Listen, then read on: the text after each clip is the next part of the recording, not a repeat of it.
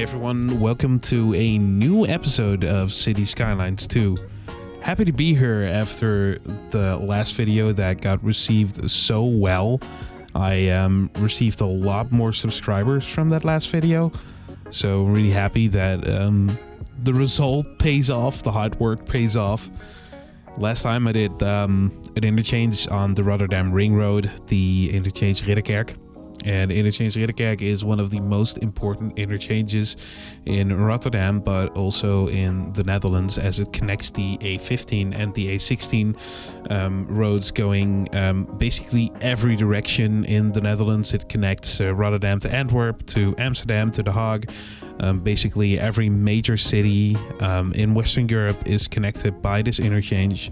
And it's also very important because it connects the port of Rotterdam to the rest of, well, the world, in this case the rest of Europe. So that's what I did last time. What I'm gonna do this time is the southern part of the Rotterdam Ring Road. The A15 has been built long time ago, and it has been redone between 2010 and 2000. Well, I think it's 2014 or 2015. Where it received the whole parallel lane construction. The parallel lane construction is like an express local setup, which runs basically from Interchange Ridderkerk all the way to Interchange Benelux, where it connects to the western part of the Rotterdam Ring Road. But unfortunately, I couldn't build that western part of the Rotterdam Ring Road because the map appeared to be too small. Yeah, Cities Skylines 2 maps are huge, but the Ring of Rotterdam is even bigger. So I could not build the western part of the Rotterdam Ring Road. Would love to, if there would be mods that make me able to build outside of the city limits to make like a huge region. I would definitely do that because, you know, I would love to. On the other hand, it might take so much resources that I might not be able to do that. So, but who knows? Maybe I will. Anyways, what I'm doing right now is I'm building exit Ridderkerk. It's also exit Barendrecht. It's one of two suburbs that are in Rotterdam. They're all laying outside of the Ring of Rotterdam. So they're like not far from the highway. I'm literally scrolling and looking up right now where they are. They're south of the city. Barendrecht is south of the city. Ridderkerk is more like east of the city. But Ridderkerk has also a major industrial area that is connecting to the exit of Barendrecht. I think it's also goes to Rotterdam IJsselmonde. IJsselmonde is more like in the southern part of Rotterdam, which is inside the Ring Road. So there are a lot of directions that people can go to from this exit. The exit is also massive. You can see like a lot of setup lanes for traffic. Like I'm talking 6 setup lanes, 2 straight, 2 left, 2 right. So that is huge. It's a huge interchange complex. And as it connects to the major interchange Ridderkerk, it also kind of needs that much setup lanes to be able to process the traffic. It's very big. It also connects to Rotterdam IJsselmonde, which also has a huge industrial area, and Ridderkerk Cornelisland, which is also an industrial area. So there are quite a lot of industrial areas in here, and you think industrial area is like the place where they have like oil and stuff. No, it's all warehouses. Warehouses are huge in the Netherlands. There are a lot of depots. There are a lot of like warehouse factories, etc. So this is the place where all the goods are being stored and being sent away from. When we continue, we go onto the A15 and we will connect to Interchange Vaanplein. Vaanplein is a former windmill interchange. I will show you a picture right now how it looked like until 1997, I believe. That's the moment. No, 2004. I need to be correct. That's the moment where the interchange was changed to a more trumpet / stack-like texture. It makes up a beautiful interchange, and it also features a lot of lanes. What it connects to is the A29. The A29 connects to the harbor of Antwerp, but it also connects to the southwestern region of Zeeland. Zeeland is a region consisting of islands, but it's also a very touristic place, as it connects to the sea, as it connects to a lot of major lakes. So it's kind of a huge place to go to, even though there are not a lot of inhabitants. Mostly after the Heinoor Tunnel, which goes underneath the Oude Maas River, all the major traffic is basically gone. So the highway quickly goes from 4 to 2 lanes. It ain't that much. The other side of Interchange Vaanplein is the S103, and that's a major entrance road into Rotterdam that goes to the Zuidplein area. Zuidplein is a huge shopping mall. It also goes to Ahoy. Ahoy is a huge event center, so there's a lot to do around this interchange, and that's why it has such a direct connection to the highway. As you can see later, I'm also kind of building the first major crossing that's over there. But I'm not sure what I will do with that, because there are a lot of mods that came out and I really need to explore them also to be able to create bigger intersections and stuff.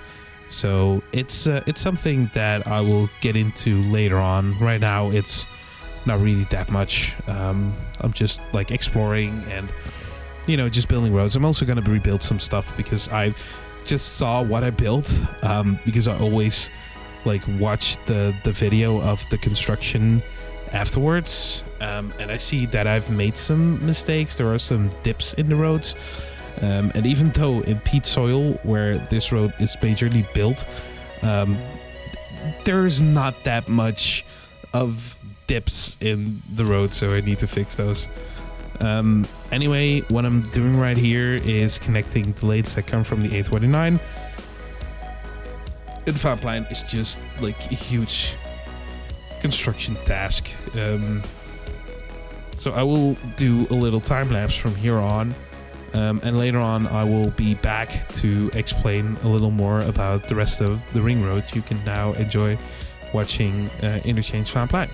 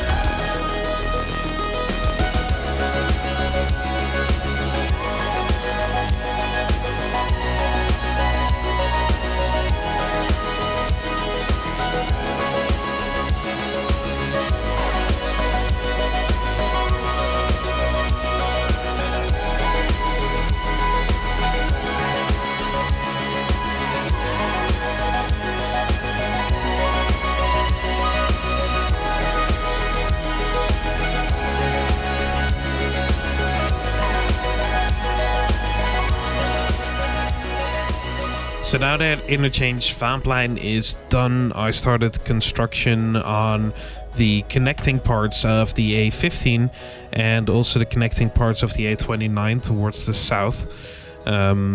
What I wanted to do is to first make sure that the express local lane setup of the A15 was done before I was going to continue on the A29, because the parallel lane setup is quite a hard task to do. You have to make sure that all the roads are perfectly laid down.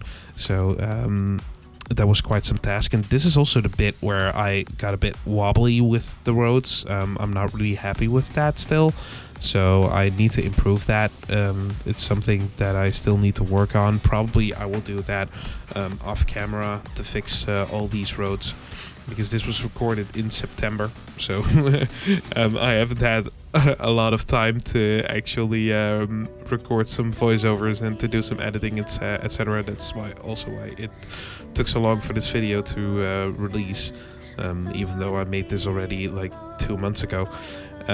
But anyway, now that I built the express local setup on the A15, I continued on the A29, where I also made exit Barendrecht.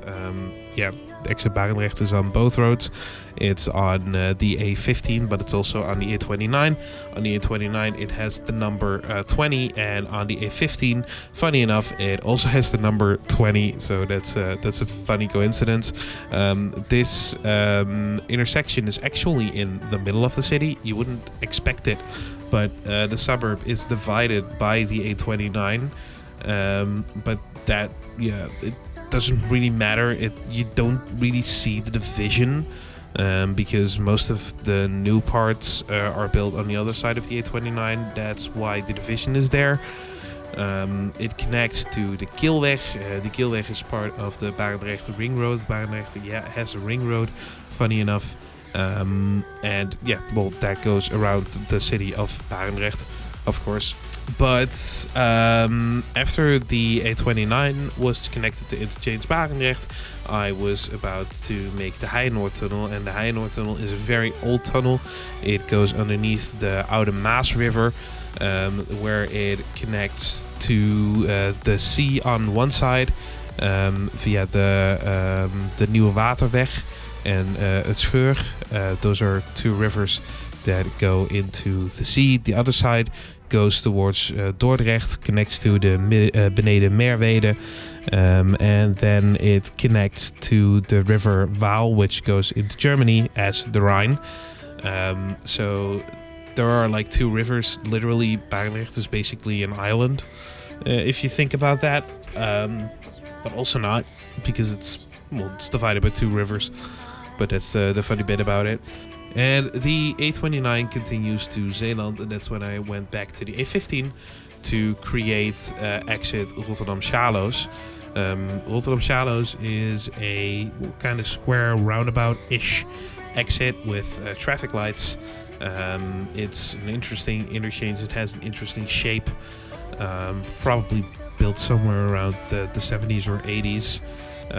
But it's a major interchange that definitely needed to be represented in this map, so that's also the reason why I built it, and it was in the map anyway.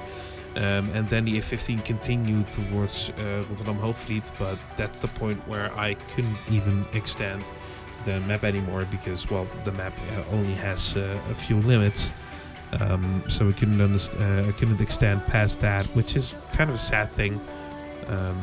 I would have wanted to make the full Rotterdam Ring Road.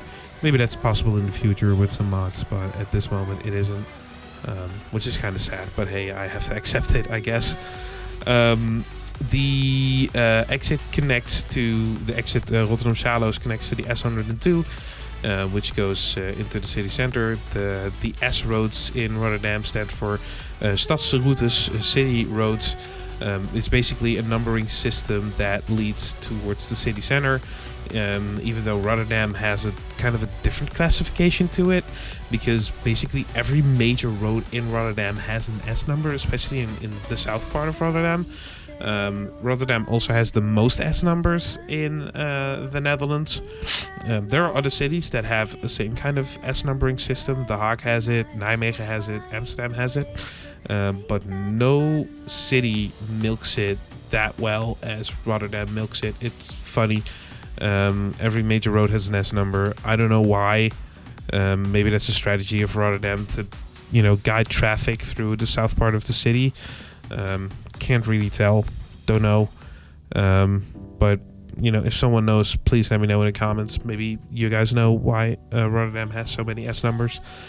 Anyway, as soon as that was connected, that meant that the southern part of the ring road was done, and that I could finally start on the eastern part of the ring road, which I will show you a little bit of a preview in the cinematics from. But more than that is not what you're gonna get, because that's a thing for another video. Anyways, I'm gonna end it right here. So thanks for watching, and I'll see you guys in the next video, which, well, again, will be in a few weeks, maybe like 2 months, because I don't have enough time to actually process everything. But I'm doing my best. That's all I can say. Okay, so thanks for watching, and of course I will show you how everything looks in the ending cinematics. Goodbye.